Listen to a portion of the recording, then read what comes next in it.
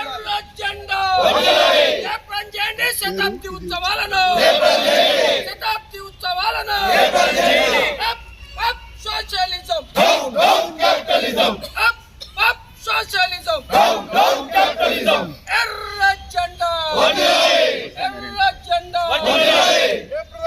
జనవరి 18వ తేదీ జరిగే బహిరంగ సభను జనవరి 18వ తేదీ జరిగే బహిరంగ సభను జనవరి 18వ తేదీ జరిగే బహిరంగ సభను భారత కమ్యూనిస్ట్ పార్టీ భారత కమ్యూనిస్ట్ పార్టీ జిందాబాద్ జిందాబాద్ సిపిఐ జిందాబాద్ జిందాబాద్ జిందాబాద్ సిపిఐ జిందాబాద్ మార్క్సిజం లెనినిజం మార్క్సిజం లెనినిజం భారత కమ్యూనిస్ట్ పార్టీ భారతదేశంలో ఆవిర్భవించి ఈరోజు డిసెంబర్ 26కి 100 సంవత్సరాలు పూర్తి చేసుకొని 101 సంవత్సరంలోకి ఈరోజు అడిగిడింది. బహుశా భారతదేశంలో ఇంత సుదీర్ఘకాలం 100 సంవత్సరాలు ఉన్నటువంటి రాజకీయ పార్టీ మరి ఏ రాజకీయ పార్టీ కూడా లేదు, ఒక కమ్యూనిస్ట్ పార్టీ మాత్రమే. ఈ 100 సంవత్సరాలుగా ఈ దేశంలో అనేకమైనటువంటి పోరాటాలు, అనేకమైనటువంటి త్యాగాలతోటి ఈ కమ్యూనిస్ట్ పార్టీ ఈ దేశంలో ఉన్నటువంటి పేద ప్రజలకి, కార్మిక వర్గానికి అనేకమైనటువంటి హక్కులు, సంక్షేమ పథకాలు సాధించి పెట్టినటువంటి ఘనత కమ్యూనిస్ట్ పార్టీకి ఉంది. ఇవాళ చాలామంది కమ్యూనిస్ట్ పార్టీ అధికారం ఉందా లేదా అని చూడొచ్చు, కానీ భారతదేశంలో మిగిలినటువంటి రాజకీయ పార్టీలు అధికారం ఉంటే ఉంటున్నాయి, లేకపోతే కనుమరుగైపోతున్నాయి. కానీ ఒక కమ్యూనిస్ట్ పార్టీ మాత్రమే అధికారం ఉన్నా లేకపోయినా ప్రజల పక్షాన నిలబడి అనేక పోరాటాలు చేసినటువంటి అనేక మంది అమరవీరులు ఈ జెండా కోసం, పేద ప్రజల కోసం తమ జీవితాలని త్యాగం చేసినటువంటి గొప్ప త్యాగాల చరిత్ర కమ్యూనిస్ట్ పార్టీ. ఇవాళ భారతదేశంలో భూ సంస్కరణ చట్టం వచ్చిందన్నా, లేకపోతే కార్మికులకు అనేకమైనటువంటి హక్కులు వచ్చినాయన్నా, లేకపోతే ఉపాధి హామీ హక్కు చట్టం వచ్చిందన్నా, లేకపోతే సమాచార హక్కు చట్టం వచ్చిందన్నా, ఇవాళ పేదవాడికి ఇవాళ అమలవుతున్నటువంటి అనేక సంక్షేమ పథకాలు ఇవన్నీ కూడా కమ్యూనిస్ట్ పార్టీ పోరాటాల ద్వారానే వచ్చినాయి.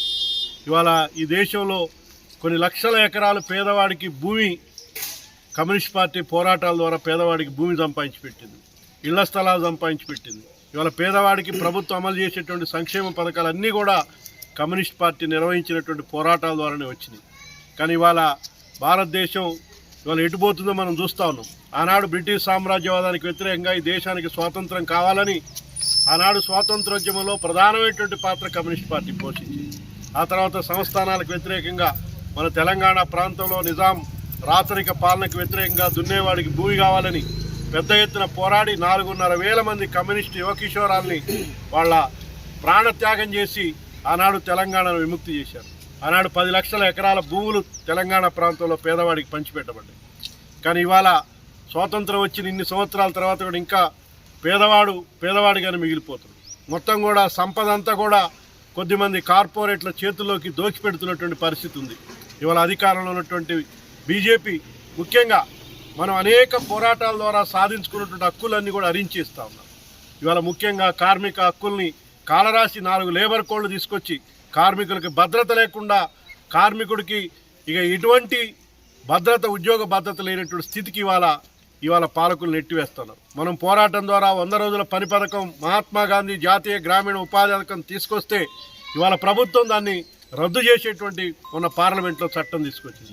అంటే ఇవాళ పేదవాడికి ఉపయోగపడేటువంటి చట్టాలు ఉంచే పరిస్థితి లేదు. ఇవాళ కొద్దిమంది అదానీ, అంబానీ లాంటి కార్పొరేట్లకి ఊడిగం చేసేటువంటి పద్ధతులు ఇవాళ పరిపాలన జరుగుతుంది.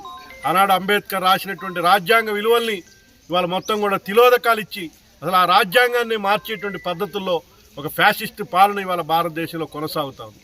మరొక వైపున ప్రశ్నించేటువంటి గొంతుకులు, ఎవరైనా వాళ్ళ విధానాలను ప్రశ్నిస్తే వాళ్ళ మీద కేసులు పెట్టి ఇవాళ అనేకమైనటువంటి ఇబ్బందులు పెట్టి ప్రజాస్వామ్యాన్ని కూనీ చేస్తున్నటువంటి పరిస్థితి ఇవాళ భారతదేశంలో కనపడుతుంది. మతం పేరుతోటి ప్రజల మధ్య విద్వేషాలు తీసుకొచ్చి ఇవాళ మొత్తం కూడా ప్రజల మధ్య ఒక వైషమ్యాన్ని రెచ్చగొట్టి తమ స్వార్థ రాజకీయాల కోసం ఇవాళ దేశాన్ని చీల్చేటువంటి ప్రయత్నం చేస్తున్నారు. అందుకని ఈ ప్రభుత్వ విధానాలకు వ్యతిరేకంగా ఈ 100 సంవత్సరాల పోరాట స్ఫూర్తితోటి ఇవాళ కమ్యూనిస్టులు బలపడితేనే పేదవాడికి న్యాయం జరుగుతుంది, కార్మికుడికి న్యాయం జరుగుతుంది. ఇవాళ కమ్యూనిస్టులు చట్టసభల్లో బలహీనపడినటువంటి కారణంగా మొత్తం ఎల్ఐసి లాంటి ప్రభుత్వ రంగ సంస్థలు కూడా మొత్తం 100% ఎఫ్డీఏలకు అప్పచెప్తా ఉన్నారు. మొత్తం ప్రభుత్వ రంగాన్ని మొత్తం ధ్వంసం చేసి ప్రైవేటు వాళ్ళకి, అదానీ, అంబానీ లాంటి వాళ్ళకి ఈ దేశంలో ఉన్నటువంటి సహజ వనరుల్ని, సంపదను మొత్తం కూడా వాళ్ళకి కట్టబెట్టేటువంటి ప్రయత్నాలు చేస్తున్నారు. అందుకని ఇటువంటి విధానాలకు వ్యతిరేకంగా ఈ 100 సంవత్సరాల పోరాట స్ఫూర్తితోటి మనం రాబోయేటువంటి రోజుల్లో ప్రజల సమస్యల మీద మరిన్ని పోరాటాలు నిర్వహిస్తూ ముందుకు పోయేదానికోసం ప్రయత్నం చేయాలా. అదేవిధంగా ఈ 100 సంవత్సరాల శతాబ్ది ముగింపు ఉత్సవాల్ని రేపు జనవరి 18వ తారీఖున ఖమ్మంలో పెద్ద ఎత్తున నిర్వహించబోతాం. లక్షలాది మంది ప్రజలతోటి ఖమ్మంలో భారీ ప్రదర్శన బహిరంగ సభ రేపు జనవరి 18న మనం నిర్వహించబోతాం. ఈ ప్రదర్శన బహిరంగ సభను కూడా జయప్రదం చేసి ఈనాటి తరానికి కమ్యూనిస్ట్ పార్టీ యొక్క చరిత్రని, కమ్యూనిస్ట్ పార్టీ నిర్వహించినటువంటి పోరాటాలు, త్యాగాలు వీటన్నిటి కూడా ఈనాటి తరానికి తెలియజేసి భవిష్యత్తులో మన పార్టీని మరింత ముందుకు తీసుకుపోయేదానికి, పేదవాడి సమస్యల పరిష్కారం కోసం మరిన్ని ప్రజా ఉద్యమాలు నిర్మించేదానికోసం ఆ 18వ తారీఖు సభను కూడా పెద్ద ఎత్తున జయప్రదం చేయాలని, ఈరోజు 100 సంవత్సరాల పార్టీ పుట్టినరోజు సందర్భంగా దేశవ్యాప్తంగా పార్టీ పతాకాలను ఆవిష్కరించుకొని ఇవాళ మనం పండుగ జరుపుకుంటా ఉన్నాం. దాంట్లో భాగంగానే ఈ లెనిన్ నగర్ ప్రాంతంలో, లెనిన్ నగర్ అంటే ఆనాడు కమ్యూనిస్ట్ పార్టీ నాయకత్వంలో ఈ ప్రాంతం నిర్మాణం జరిగింది. ఇవాళ ఇక్కడ ఉన్నటువంటి పేదవాడు అందరికీ కూడా ఆనాడు కమ్యూనిస్ట్ పార్టీ పోరాటాల ద్వారా ఇక్కడ భూములు, ఇళ్ల స్థలాలు సాధించి పెట్టిన చరిత్ర కమ్యూనిస్ట్ పార్టీకి ఉంది.